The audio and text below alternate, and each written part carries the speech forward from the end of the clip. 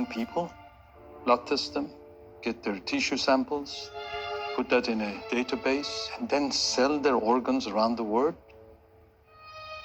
Would it be possible that professional doctors would commit such atrocity to extract organs from a live body? Because it's such a huge and unbelievable crime, it's impossible to accept it at the first sight.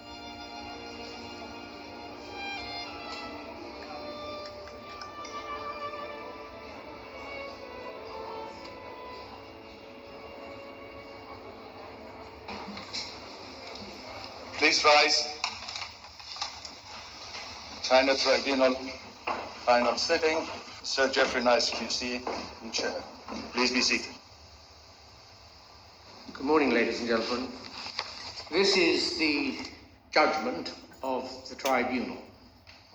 For over a decade, the People's Republic of China has stood publicly accused of acts of cruelty and wickedness that match the cruelty and wickedness of medieval torturers and executioners. The China Tribunal is being led by Sir Jeffrey Nice, QC, world-leading expert on genocide, crimes against humanity. He agreed to establish an independent tribunal with a number of other distinguished colleagues and to shine a light on a very dark place. It should be made clear that it gives the tribunal no pleasure to reach this conclusion, to which it is driven by evidence and the application of reason and logic, together with its appraisal of witnesses who gave evidence.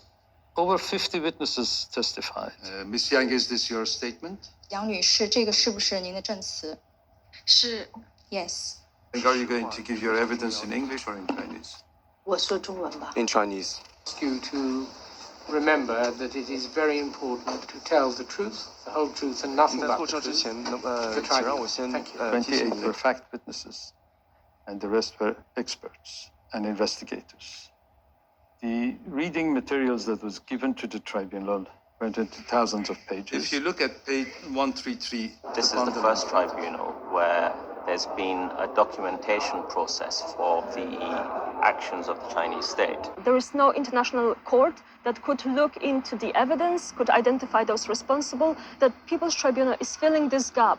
People's Tribunal are set up to investigate, in particular, the massive crimes that committed by states or state organs, which are not, for one reason or another, handled by either United Nations or other international bodies who could have handled. The conclusion shows that very many people have died indescribably hideous deaths for no reason, that more may suffer in similar ways, and that all of us live on a planet where extreme wickedness may be found in the power of those, for the time being, running a country with one of the oldest civilizations known to modern man, which ideally we should be able to respect, and from which we should be able to learn.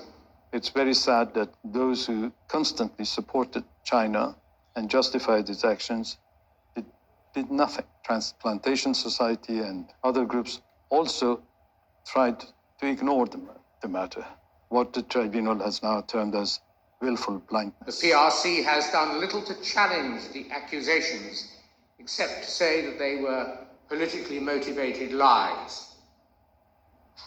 And governments around the world and international organizations, all required to protect the rights of mankind, have expressed doubt as to the accusation, thereby justifying their doing nothing to save those who were in due course, it is said, to be killed to order.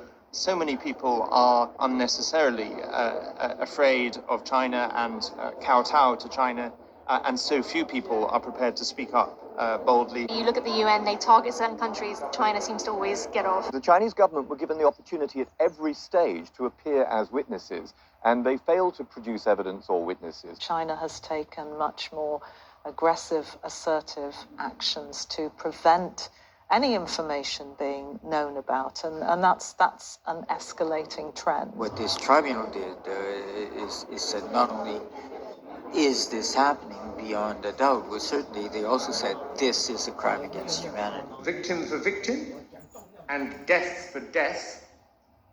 The gassing of the Jews by the Nazis the massacre of the Khmer Rouge or the butchery to death of the Rwanda Tutsis may not be worse than cutting out the hearts, other organs, and the very souls of living, blameless, harmless, peaceable people. Now, this tribunal has concluded that Falun Gong is a source, probably the principal source of organs for forced organ harvesting. The report adds that whilst it doesn't have sufficient evidence to reach the same conclusion for the Muslim Uyghur community, it says the vulnerability of the Uyghurs to being used as a bank of organs is also obvious. It's being called transplant tourism. That's where people are now flocking to China to get needed organs. Would you say that the majorities of these operations do result in the deaths of people? They all result in the death of people. Like, for example, we all know about somebody going and buying a kidney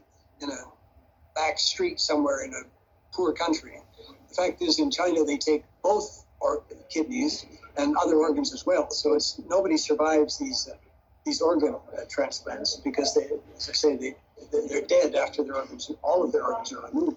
Doctors killed those innocent people simply because they pursued truthfulness, compassion, and forbearance in the case of Falun Gong practitioners and lived lives of healthy exercise and meditation that was seen as dangerous to the interests and objectives of the totalitarian state of the People's Republic of China. This is a very uncomfortable truth, inconvenient truth. China needs to stop what they're doing. Where else in the world can you go and get an organ within 2 weeks? I hope today no one can turn around to pretend that they don't know this is happening. It's important that we never lose sight of the human side of this story. I hope this judgment will awaken some consciousness from Chinese surgeons. There's lots of important decisions that we need to make as a transplant community as to how we take this judgment forward. The tribunal concluded with this very powerful statement about any government, any entity, any individual dealing with the Chinese Communist Party state is in effect dealing with a criminal state. They actually single out China as a criminal state.